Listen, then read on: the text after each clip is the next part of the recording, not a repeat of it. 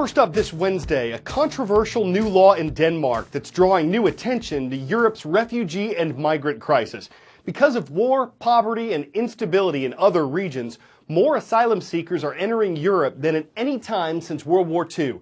Yesterday, a significant majority of Danish lawmakers approved legislation that allows officials to confiscate the valuables of migrants and refugees.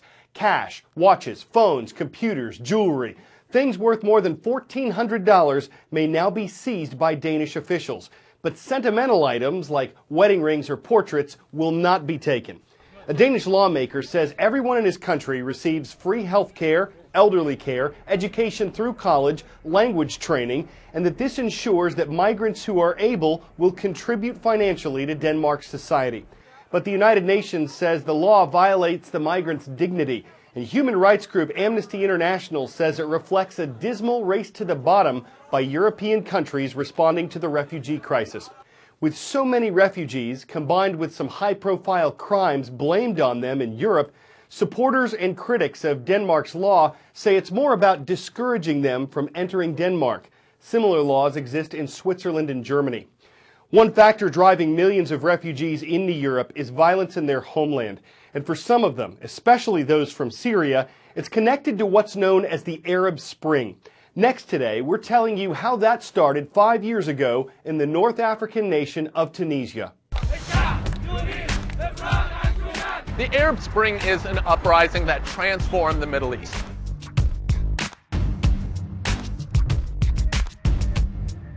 It began in late 2010 when a fruit seller in Tunisia set himself on fire after struggling to make ends meet and growing frustrated with police corruption in his town. His story resonated with fellow Tunisians who began protesting for democracy. While Tunisia's uprising was largely a success story, other countries in the region have struggled with violence, political instability, and even civil war.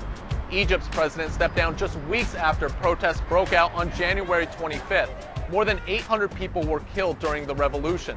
The country held its first democratic election the next year, and Mohamed Morsi was elected president. But a year later, he was ousted by the military. Protests in neighboring Libya led to a civil war between opposition forces and regime loyalists. We are walking into Gaddafi's compound.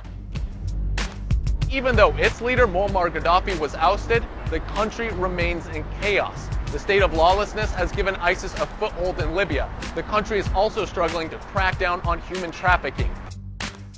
Yemen's president, Ali Abdullah Saleh, became the fourth Arab leader forced from power in 2011. In 2015, a civil war intensified between Sunni forces loyal to the government and Shia-led Houthi rebels.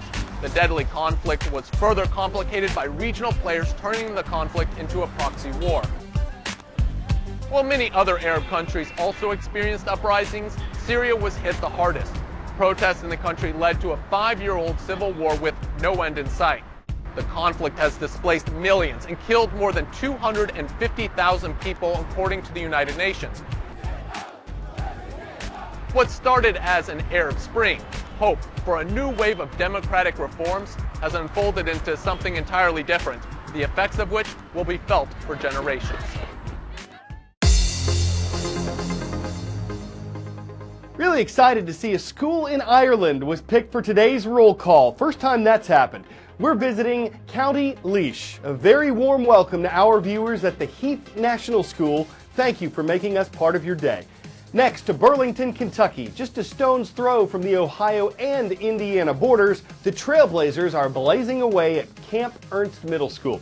And from the city of Fort Yukon in eastern Alaska, the Eagles are soaring with CNN Student News. Fort Yukon School rounds out our roll. Now for the second half of our two-part series on transportation. We've covered maglev trains before. Maglev, short for magnetic levitation. The trains use powerful magnets to give a fast, smooth ride, floating on air, no friction. A couple challenges with them though, their cost and their power consumption. A scientist in Germany may have a way to address the second issue. Ludwig Schulz is a German physicist. At 68, he's semi-retired, but still very much, it seems, a kid at heart. And his toys move about like few others. There are already magnetically levitated trains operating in China and Japan. but the technology is fundamentally different and is very expensive to run. Schultz's approach uses unique materials called superconductors that, once supercooled, can simply lock in place on a magnetized track without any need for power. We are talking about superconducting magnetic levitation. For this we need a superconductor, and the superconductor is only superconducting at low temperature, but we can cool it with liquid nitrogen. So now we pour it in here, and this cools the superconductor to minus 196 degrees centigrade. Now it is superconducting, and we can take away these blocks. And now it's levitating. Oh, it is. And you can test it. You can press it down, you can jump up, you cannot get it down. But it also sticks with this force. So you can try to lift it up, and you are not able to do it. Unless you are really strong. I want to see.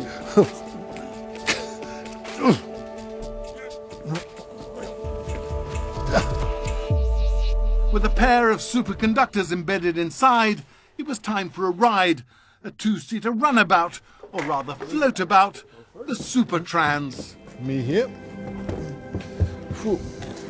So now we are still lifted up by the lumberjacks, and we can remove the lumberjacks. Now we are levitating, and we can take off. And let's speed up a little bit. That's very smooth.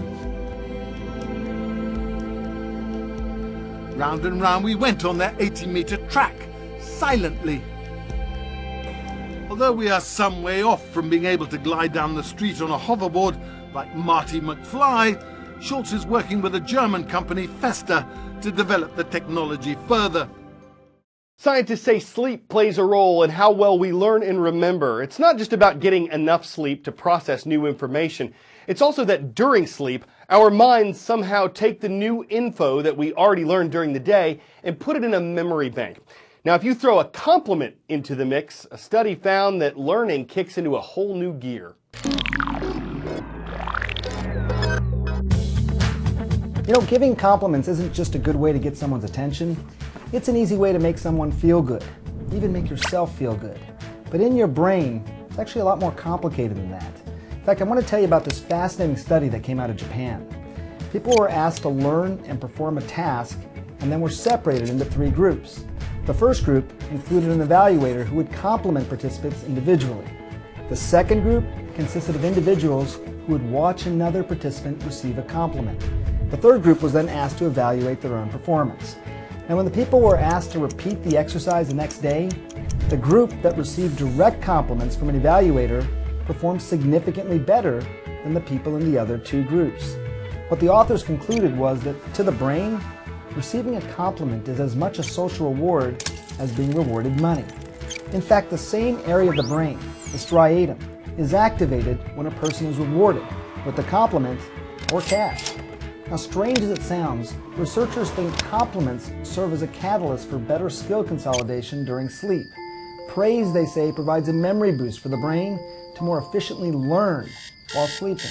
Like my wife always tells me, flattery will get you everywhere.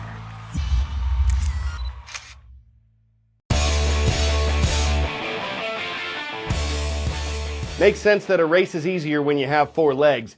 This is Ludivine. She's a hound dog. She lives in Alabama. A couple weeks ago, her owners let her out one morning, and Ludivine took off. She met up with some people at the start of a half marathon, decided to join them, and here's the awesome part.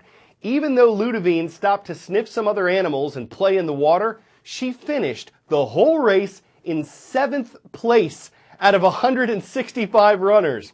Now, maybe some jealous runners would have called that mush. The runaway ran away with the top story of the day, and folks are probably dog-tired of hearing about it, though maybe they're relieved she didn't bark any records. Ludivine's owners don't even run, though, so in hindsight, they don't seem to mind being hounded about their hound's marathon achievement. I'm Carl Azus for CNN Student News.